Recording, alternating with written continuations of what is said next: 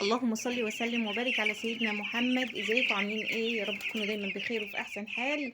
النهارده معاكم ان شاء الله فيديو جديد كده من عند الكتاكيت البيضه بتاعتنا. لسه طالعه لهم دلوقتي يا جماعه. طبعا لسه هنفطرهم كده، هنعمل لهم خلطه حلوه كده يفطروا منها. سقايات الميه طبعا فاضيه. بسم الله ما شاء الله. يعني انا حاطه السقايه ديت بالليل، حطها السقايه دي 3 لتر يا جماعه، والسقايه دي لتر، يعني 4 لتر كده ومخلصينها اهوت. ان شاء الله بالليل تاني نزود بقى، يعني نحط سقايتين كبار، هشيل الصغيره دي ونحط سقايه كبيره 3 لتر زي التانية. تمام. النهارده اليوم الكام للفراخ البيضه بتاعتنا ديت؟ النهارده اليوم يعني هيبداوا اليوم العاشر، يعني كده زي ما قلت لكم قبل كده 9 ايام مظبوطين. النهارده لسه العاشر الصبح. تمام. فهنوزن الفراخ بتاعتنا عمر كام؟ عمر 9 ايام. تمام. يبقى بنعدي اليوم اللي احنا عايزين نوزن فيه تاني يوم الصبح يبقى نوزن. يعني النهارده اليوم العاشر الصبح، يبقى كده عمر الفراخ بتاعتنا 9 ايام. تمام. البراز بتاعهم طبعا الحمد لله كويس. دايما عينك على الاسهالات البراز بتاعتهم، تشوفيها عامله ايه عشان تظبطيها. تمام. لان اهم حاجه انت هتعرفي الكتكوت فيه ايه من كده. طبعا برضو العلف خلصانه، واحنا ركبنا بقى العلافات ديت. العلافات اللي قدام البطاريه ابعد شويه عشان الصور تبقى باينه. العلافات اللي قدام البطاريه اهيت انا ركبتها. طبعا هي في واحده طويله مش، لكن دولت 2 مقسومين بتوع البطاريه الصغيره. لقيت دوكها يعني هتبقى عاليه عليهم شويه، فركبت لهم ديت مؤقتا شويه لحد ما يكبروا شويه. تمام. حتى العلف برضو هو خلصان، فاضل بواقي بسيطه كده اهي، بواقي بسيطه اهي هنحط فوقها ان شاء الله. يعني هي مش مستاهله، يعني حاجات بسيطه خالص دي هنحط فوقها ان شاء الله. وهنحط لهم برضو في الميه، هنشوف هنحط لهم في الميه ايه. هنوزن بس الاول كده الكتاكيت معانا عمر 10 ل 9 ايام، نشوفهم كده هيبقى الوزن معانا قد ايه، وكل الكتاكيت قد بعضها ولا ايه. بس شغل الميزانه وارجع لكم تاني. انا كده شغلت الميزانه اهوت، اهو الميزانه مصفره اهوت. هبدا ان انا كده اوزن الكتاكيت، نجيب كتاكيت كده ونوزنها. بسم الله الرحمن الرحيم. باخد كتاكيت عشوائي كده اهو. بسم الله الرحمن الرحيم، تبارك الله. كتكوت معايا وزنه 255 جرام، يعني ربع كيلو. ده ربع كيلو. عمر كام؟ عمر 9 ايام. بسم الله ما شاء الله، الله اكبر. ناخد كمان كتاكيت كمان معانا نوزنها. بسم الله الرحمن الرحيم. 285 جرام، الله اكبر، بسم الله ما شاء الله. يعني حاجه ما شاء الله يا جماعه. ده كله هيرجع لايه؟ يرجع لاهتمامك بالفرخ، مجهودك معاه. ايوه بيحتاج مجهود، بتحتاج انك تهتمي بالميه اللي بتحطها له، بتحتاج انك تهتمي بالعلف والخلطات اللي بتحطيها عليه، يديكي وزن سريع. كل ما تهتمي بالفرخ كل ما الفرخ يجيب وياكي. تمام. يبقى كده وزن الفرخ معايا 290 جرام. تمام. نشوف كتكوت تاني. بسم الله. بسم الله الرحمن الرحيم. 290 جرام برضو اهو. لا 275. 275 جرام. تمام. انا عايزاكم تروحوا معايا كده عشان اهو انا باخد اي واحد يا جماعه، اي واحد باخده واوزنه.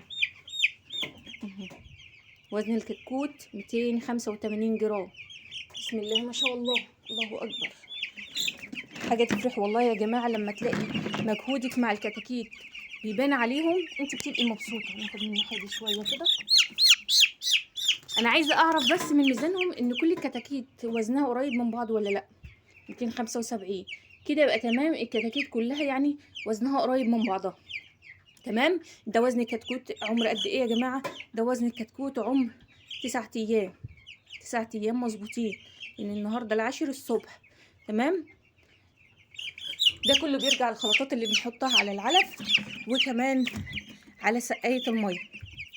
تمام. كمان بيرجع اهتمامك بالتهويه، اهتمامك بالتدفئه مع بعض.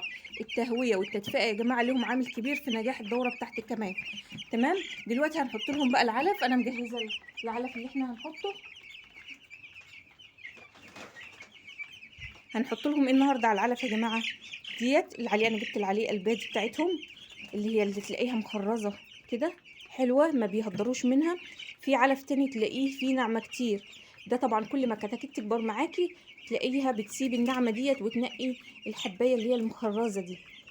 لكن لو انت دورتي على علف كويس بيبقى هو اساسا من الاول مخرز زي ده كده، فطبعا ما بيبقاش فيه تهدير للعلف معاكي وبياكل العليقه كلها. تمام. انا بستعمل علف اسمه النور والبركه. انا ماشيه بيه بقى لي دورتين 3 اهو، بسم الله ما شاء الله. اهو علف النور والبركه، بسم الله. علف بادي التسمين 23%. اوعوا يا جماعه تستخدموا علف 22 او 22 ونص، لا، هو العلف اللي هتستخدميه من اول الدوره للكتاكيت لحد ما يبقى وزنهم نص كيلو، تستخدمي لهم علف تسمين 23%، علف تسمين 23%. تمام. ودوري على الحبايه المخرزه اللي زي دي، في علف بيبقى كده يا جماعه. تمام. مش الناعمه، بيبقى في علف تاني فيه ناعمه. خلاص. طيب دلوقتي انا العلف اهوت جبت حوالي كيلو علف. طبعا هم بياكلوا اكتر من كده، بس انا حاطه عشان يخلصوا كل الكميه اللي معايا، فانا جبت كيلو علف بس. حطيت عليه ايه؟ حطيت عليه بصلايه مفرومه، وحطيت معلقه كركم ومعلقه حبه البركه. تمام. هنقلب البصل والكركم وحبه البركه دي في العلف. بس نيجي هنا كده عشان ايه، انا مش هعرف اقلب فوق. بسم الله الرحمن الرحيم. بسم الله ما شاء الله. الحاجه البصل ده يا جماعه بيفتح نفسهم قوي للاكل. طبعا الكركم حلو قوي، رفع مناعه، وكمان بيزود معاكي وزن الفرخ. كل ما اهتميتي يا جماعه بالخلطات ديت كل ما الفرخ هيجيب معاكي.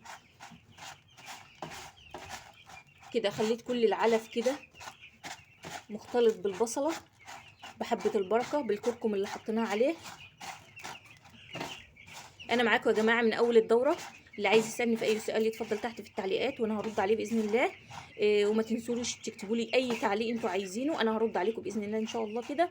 ان شاء الله حتى تصلوا على النبي كده في تعليق ان شاء الله. كلنا اخوات في الله.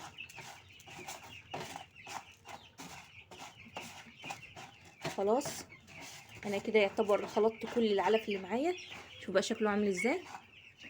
بسم الله ما شاء الله، حاجه جميله قوي يعني. اهو هحطه بقى الكتاكيت كده. بسم الله الرحمن الرحيم. اهو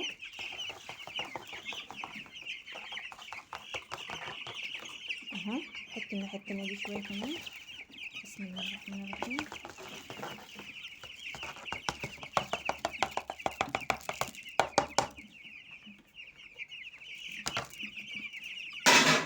اهو عايزه بس الشويه اللي كانوا كمان تحت في العلافه يتقلبوا عليهم.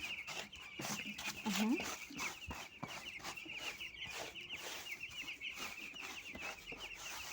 خلاص كده.